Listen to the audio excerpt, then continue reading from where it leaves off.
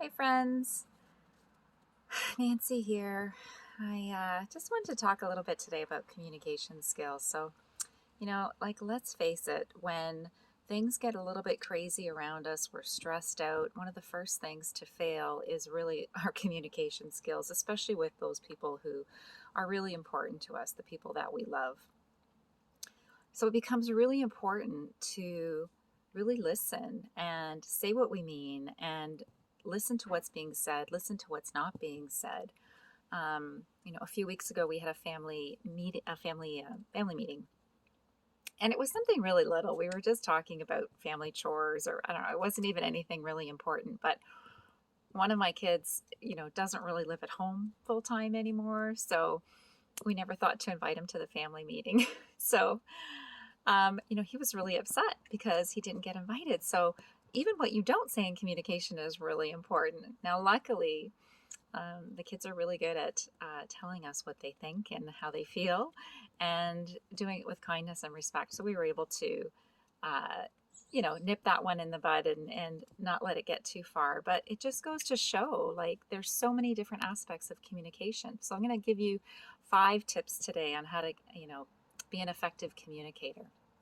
So first, for those of you who don't know me, my name is Nancy Brooker, and I am a relationship and stress coach. So I help women who are stuck in a challenging relationship, whether it's with, a partner or a coworker, parent, child, whatever that is, to just bring more calm and clarity and, connection into their relationships so they can feel more joyful and more at ease, right? So who doesn't want that? So let's just get right into it, right? Tip number 1. Even before you communicate, set that positive intention. Now, what do I mean by that? Now, I don't mean that, it's not something you're going to do in the middle of a communication. It's not something you're going to do in the middle of a conversation. It's something you want to do ahead of time. Like, what is my purpose for interacting with this person? How do I want to show up in this relationship? And really trying to remember that and ground that into your body. How do you want to be? So, like, for me, I try, my highest intention is to communicate with kindness and respect. Now, does that always happen? No, but I try, and that's what my intention is. And so I always try and keep that in the back of my mind. And so that's just something to think about. For you, it might be something different. But so, what I don't mean is my intention for communicating with this person is that they do what I say, because that's not really, that's not coming from your more positive place of for mutual benefit to both of you, right? So, my next tip would be just to listen more than you speak. Like, you've heard that joke about having 2 ears and one mouth, right? So you should be listening more than you're speaking. Now, I'm not 100% sure how that works when you have 2 people in a conversation, that you're both listening more than you're speaking, because I don't think the math works. But the concept is good. Just really paying attention to a person and really giving them, we've all sort of half listened to conversations before where we're listening to what the person is saying, but at the same time, we're thinking about what we're making for dinner or how we're going to respond, or I don't know, what's happening on the weekend.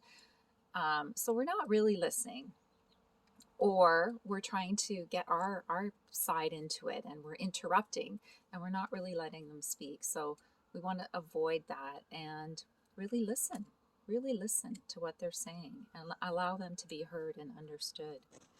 So number 3 would be just to really think about what the other person's values and needs and wishes are, because we're all different and we need to sometimes look past the words. Like, we're not always perfect at saying what we mean. And so, your partner might say, "Oh, I can't believe we're going to be late again." And it comes out sounding blaming and judging toward you, but really it means, this event is really important to me and I'm already so nervous and I just really need some support right now. Can you help me, have some support? Can you help calm me down? Can you help reassure me that everything's going to be okay? Um, and so sometimes we do need to look between the lines and just with our understanding of what's important to that person and what they really value in life. So the next tip, having said that, is to really listen for understanding, not for interpreting. So even if you do think that maybe what they're saying is means something else, you could use clarifying questions like, okay, I just want to understand better. So do you mean, this? And hopefully get a better understanding with them, because we see things through the filters. We see things through our own filters, and we perceive things through our own filters, and those filters come from all of the events, all of the experiences, everything that's happened during our life, and we see things differently than other people do. And so if we're trying to interpret through our filters, we're not allowing them to really communicate through theirs. So, just an example would be like, just have a conversation with a family member about what it was like when you were young, a certain event that happened. And, the two of you would have been in the exact same event, had the exact same experience, but came away with it with different understandings and different meanings. So, and then use those understandings and meanings to interpret what's going on in your life. So we don't want to do that. We want to make sure that we ask questions, kind questions to really understand what the other person is saying.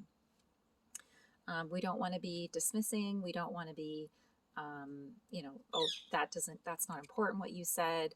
We don't want to be trying to one up them like, oh, that happened to you. Well, you wouldn't believe what happened to me. We just want to let them speak and be heard. Having said that, for your own part, always try your best. We're not psychic. None of us are. Do your best to say what you mean so that there is less confusion over what's going on. Another thing to do is to really pay attention to body physiology and tonality, not just the words. So you may have heard of that study. I think they call it the 738-55 rule or something like that. And it really just means that the actual words that we say are only about 7% of what is interpreted emotionally in a conversation. The words tell 7% of the emotional story. The tonality, how you say it, tells about 38% of the story, and your body physiology tells the other 55%. Hopefully that added up. So for example, if you're saying to somebody, well, of course I want to do that, but you're shaking your head no. Your physiology is saying something that's different from your words. And what's going to be picked up by the other person isn't the words, it's how you say it, it's the tonality. That's what's going to get picked up. So just be really mindful of those things. So that's it for me for today. Just a few quick little tips for you. I hope they were helpful. If you could use more joy and ease in your relationships, let's chat. And if you want more information, you can even visit, I'd love for you to join my Facebook page, Living in Yes, and you can find the link down below. And I hope to see you again soon. Bye now.